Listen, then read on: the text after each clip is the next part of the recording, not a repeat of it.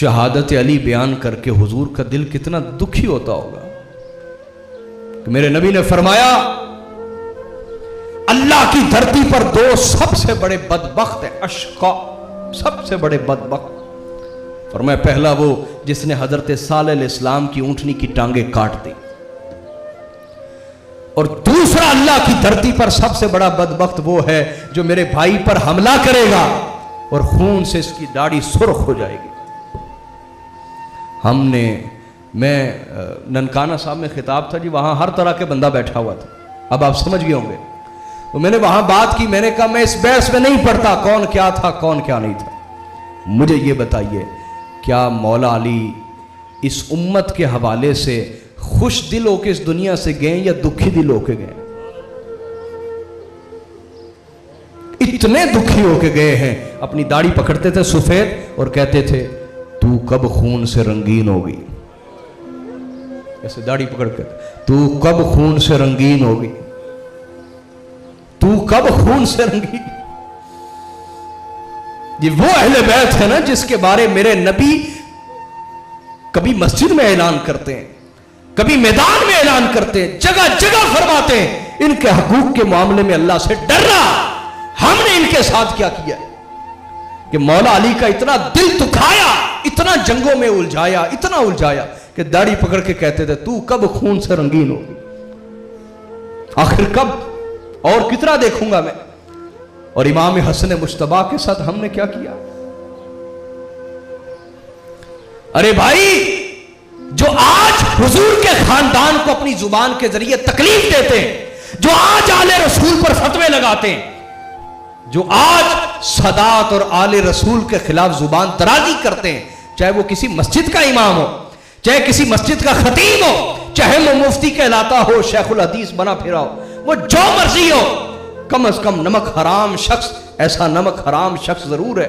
और आज जो सदात के खिलाफ बोल रहा है और साथ साथ वो ये कह रहा है कि अगर मैं मौला अली के दौर में होता तो मैं मौला अली की हिमायत करता। अरे बदबख्त, तुम्हारा इम्तिहान तुम्हारा दौर है, तुम्हारी करबला तुम्हारा दौर है। अगर तुम अपने दौर में सदात की हिमायत कर रहे हो तो फिर तुम करबला में इमाम हुसैन के साथ होते और सिफीन में मौला अली के साथ होते। अगर आज तुम सदात के खिलाफ दिलों में नफरत रखते हो, बुग़्ज़ रखते हो, क़द बदतिल बग़दाउ मिन अफ़वाहिहिम व मा तुख़फ़ी सुदूरुहुम अकबर, कुरान ने कहा इनकी जुबान से बुग़्ज़ जाहिर हो चुका है, इनके लहजों से बुग़्ज़ जाहिर हो चुका है, और जो दिलों में छुपाए बैठे हैं वो बहुत बड़ा बुग़्ज़ है। और मैं तो अक्सर कहता हूं कि हाज़रीन इधर मेरी तरफ तवज्जो कीजिएगा, मेरी तरफ तवज्जो फरमाएं।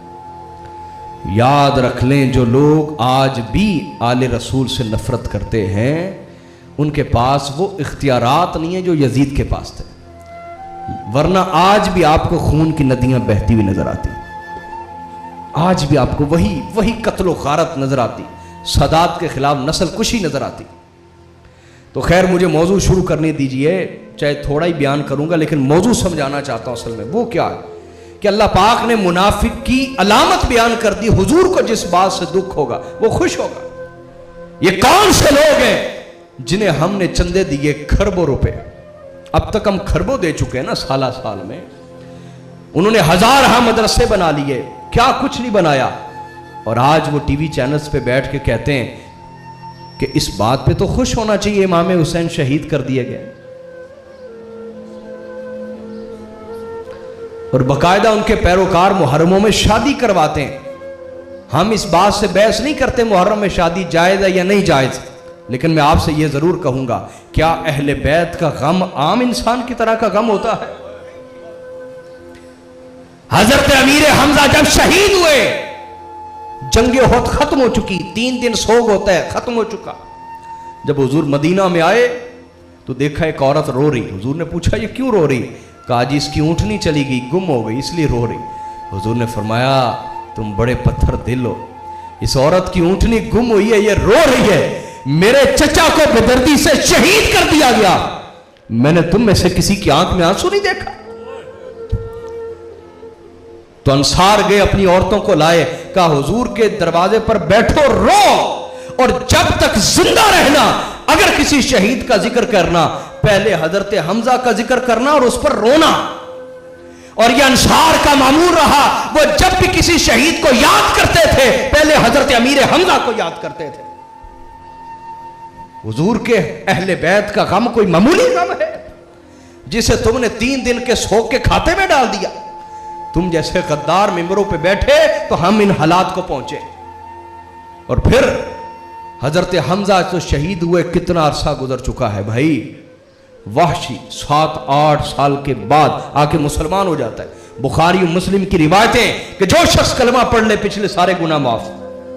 वाहशी ने कलमा पढ़ा, हुजूर ने फरमाया वाहशी एक काम करेगा, हुजूर हुक्म करें, फरमाया मेरे सामने ना आया कर। वाहशी सहाबी नहीं बन गया, बोलो ना, बोले ना, बना के नहीं बना। फरमाया वाहशी मेरे सामने ना आया कर, बल्कि पहले पूछा वाहशी बता ना तूने मेरे चचा को कैसे शहीद किया था। वाहशी कहता है मैंने मुख्तसरन अर्ज कर रहा हूं, वाहशी कहता है मैंने बयान किया या रसूल अल्लाह कि मैं अमीर हमजा से इतना डरता था कि वो जिस गली से गुजर रहे होते मैं घर बैठे कांप रहा होता था कि मेरा आमना सामना कहीं इनसे ना हो जाए, इतना डरता था मैं उनसे। लेकिन अबू सुफियान और उसकी बीवी ने मुझे ऐसा लालच दिया कि ऐसा लालच किसी को ना दिया गया। मैं जब मैदान में आया तो 2 आदमी थे मेरे टारगेट पे, एक अली उल मुर्तजा, एक अमीर हमजा। मैंने पहले हजरत अली उल मुर्तजा को निशाना बनाना चाहा, लेकिन मैंने देखा वो उकाब की नजर से, मौला अली उल मुर्तजा उकाब की नजर से वो चारों तरफ देख रहे हैं। मैंने कहा नहीं, मैं इन पर हमला नहीं कर सकता, मैं इनकी तलवार की जद में आऊंगा। फिर मैंने देखा अमीर हमजा वो एक तरफ लड़ रहे थे, मैंने उनको निशाना बनाया। उसके बाद मैं उनकी लाश को घसीट के दूर ले गया, मैंने उनके आज़ा काटे, आज़ा काटे, कान काटा, नाक काटा, हाथ पांव काटे, जिसमें अकदस को चीर दिया, उससे कलेजा निकाला और वो जाकर हिंदा को दिया, उसने चबाया और मुझे आजाद कर दिया। हवाशी कहता जब मैंने ये सुनाया मैंने हुजूर की तरफ देखा तो हुजूर की दाढ़ी से कतरे गिर रहे थे आंसुओं के। हुजूर ने फरमाया काम करेगा? कहा जी या रसूलल्लाह। कहा जिंदगी भर मेरे सामने ना आना, तू जब जब मेरे सामने आता है चचा का गम ताजा हो जाता है। तुम्हें हुसैन और उसके घराने से अगर सच्ची मोहब्बत होती है, मुहर्रम का दिन आते ही तुम्हारा गम ताजा हो जाता। अरे भाई जब किसी का चेहरा देखने से गम ताजा हो जाता है, क्या वो महीना आने से गम ताजा नहीं होता? वो घड़ियां आने से गम ताजा नहीं होता? और तुम आज टीवी पर बैठकर कहते हो कि हम तो इस बात पर खुशी मनाएंगे और मुबारकबाद देंगे कि इमाम हुसैन शहीद कर दिए गए। तो अभी भी आपको मुनाफिक समझ नहीं आए कि वो दाढ़ी तो रखेंगे, पगड़ी तो पहनेंगे, नमाजें तो पढ़ेंगे, रोजे तो रखेंगे, ये सारे काम मुनाफिक रसूलुल्लाह के पीछे करते थे। कौन सा पीछे? इन अमलों में पीछे रहते थे वो। लेकिन अंसार से पूछिए, वो कहते थे कि मुनाफिकीन की एक ही अलामत थी, वो हजरत हैदर कर्रार से बुग़्ज़ रखते थे। उन्हें पता था कि आज नहीं तो कल इनकी तलवार हमारा सर जरूर काट देगी, जरूर काट देगी।